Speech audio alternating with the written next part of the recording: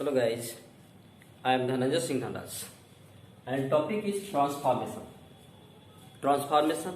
What is transformation? It means to change a kind of sentence into other without changing its sense is called transformation. And the subtopic is different ways of expressing a condition. It means जो sentence conditional होते हैं different ways हम कैसे express करते हैं. सुनो,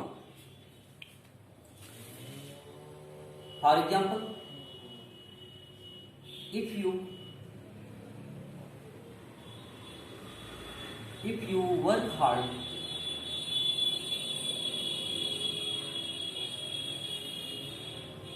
you will get success.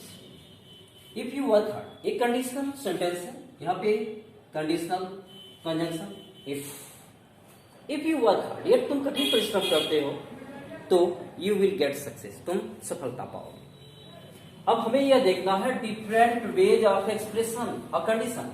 इस conditional sentence को हम डिफरेंट वेज अनेक तरीके से किस प्रकार से एक्सप्रेस कर सकते हैं, अभिव्यक्त कर सकते हैं, अर्थात किस प्रकार से हम दूसरे प्रारूप में इस सेंटेंस को हम लिख सकते हैं, बट भाव वही रहेगा.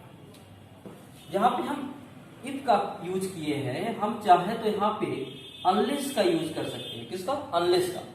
इफ यदि और अनलेस होता है जब तक नहीं, बस ये सेंटेंस निगेटिव सेंस रखने लगेगा तो करना क्या होगा, अगले सेंटेंस में आपको निगेटिव वर्ड का यूज करना होगा या निगेटिव सेंस देना होगा. देखिए कैसे. Unless you work hard, unless you work hard you will not get success. ये unless जब तक की नहीं, you work hard तुम कठिन परिश्रम करते, जब तक तुम कठिन परिश्रम नहीं करते you will not get success, तुम सफलता नहीं पाओगे. मतलब करोगे तो पाओगे, बात एक ही होता है. इस प्रकार से हम इसको लिख सकते हैं. यहां पे हम इस सेंटेंस को अदर भी तरीके से क्या है यूज कर सकते हैं. सपोजिंग का प्रयोग कर सकते हैं. सपोजिंग इसी सेंटेंस को इफ या अनलेस ना लिखकर सपोजिंग लिखा जाएगा और रेस्ट ऑफ सेंटेंस ऐसे ही लिख देंगे. Supposing you work hard you will get success. Supposing you work hard you will get success. इस supposing के जगह पे हम provided का प्रयोग कर सकते हैं. provided you work hard you will get success. हम इसको भी हटा करके हम चाहे यहां पे इन केस का प्रयोग कर सकते हैं. इन केस यू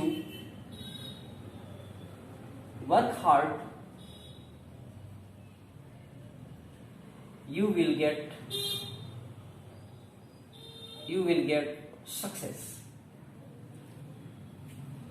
एक ही सेंटेंस है, हम बस यहाँ पे एक्सप्रेशन अलग अलग दे रहे हैं. इफ का, फिर अनलेस का, सपोजिंग का, प्रोवाइडेड, इन केस, अलग अलग एक्सप्रेशन दे करके हम इस कंडीशनल सेंटेंस को क्या लिख रहे हैं. इसको इंपरेटिव मोड में भी लिख सकते हैं. इंपरेटिव मोड में लिखने के लिए आपको करना क्या होगा, यह जो वर्ब का फर्स्ट फॉर्म है यहां से हम लिखते हैं और यहां पे कंजंक्शन एंड का प्रयोग कर सकते हैं. ऐसे वर्क हार्ड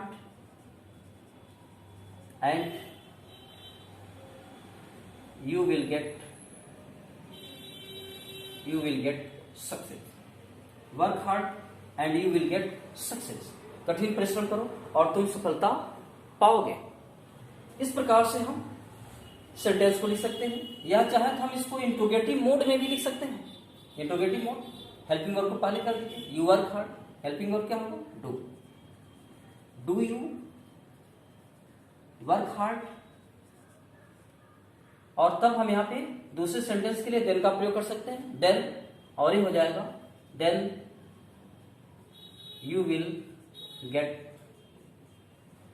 success. क्या तुम कठिन परिश्रम करते हो तो you will get success, तुम क्या है सफलता पाओगे। यहां पे हम चाहें प्रीपोजिशन का प्रयोग कर सकते हैं बट फॉर, हम चाहे इसको बट फॉर के यूज से भी क्या है बना सकते हैं। बट फॉर हार्ड वर्क, कौन हार्ड वर्क कर रहा है, you, but for your hard work, but for your hard work you will not get success. But for your hard work, तुम्हारे कठिन परिश्रम के बिना you will not get success, तुम सफलता नहीं पाओगे। इस प्रकार से different way of expressing a conditional sentence को हम इस प्रकार से अनेक एक्सप्रेशन देकर के क्या कर सकते हैं, लिख सकते हैं। आप इस टॉपिक को चाहे तो नोट कर सकते हैं, अदर एग्जाम्पल आप दे करके भी बना सकते हैं। चलते हैं देखते हैं कुछ अदर एग्जाम्पल इस पे।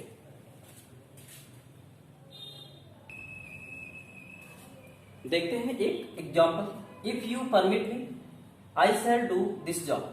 कंडीशनल कंजंक्शन इफ है, हम यहाँ पे अनलेस का प्रयोग कर सकते हैं, लेकिन अनलेस होता है नेगेटिव, जब तक कि नहीं। Unless you permit me, unless you permit मी, जब अनलेस का प्रयोग करेंगे तो यह सेंटेंस नेगेटिव देना पड़ेगा। I shall not do this job. If you permit me, यदि तुम मुझे परमिट देते हो तो I shall do this job, मैं इस जॉब को करूंगा। और ये कह रहा अनलेस यू परमिट मी, जब तक तुम मुझे परमिट नहीं दोगे I shall not do this job, मैं यह जॉब नहीं करूंगा। मतलब परमिट दोगे तो करेंगे। यहाँ पे हम चाहे अनलेस के प्रयोग के बजाय सपोजिंग का प्रयोग कर सकते हैं। Supposing you permit me, supposing you permit me I shall do this job. हम चाहें इसको प्रोवाइडेड के यूज से लिख सकते हैं। Provided you permit me I shall do this job. यहां पे हम इन केस का भी प्रयोग कर सकते हैं। In case you permit me I shall do this job. इसके अलावा हम चाहे तो इसको इंपरेटिव मोड में लिख सकते हैं। इंपरेटिव मोड में हमें वर्ब के फर्स्ट फॉर्म से लिखना होगा, अर्थात यहाँ पे परमिट मी, और हम दूसरे सेंटेंस को ऐड के थ्रू कंबाइन करेंगे। आई शैल डू दिस जॉब, यह हो जाएगा। इंट्रोगेटिव मेथड से interrogative you permit me interrogative बनाएंगे तो हेल्पिंग डू हो जाएगा। डू यू परमिट मी, यहाँ पे देन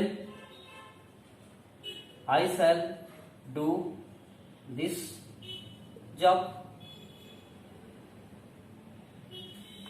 हम चाहें तो यहाँ पे प्रीपोजिशन बट फॉर का यूज कर सकते हैं। But for your permit,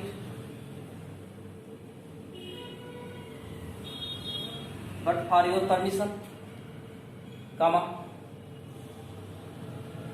I shall not do this job. तुम्हारे परमिशन के बिना I shall not do this job, मैं जॉब नहीं करूंगा, मतलब परमिशन दोगे तो करूंगा। इस प्रकार से यह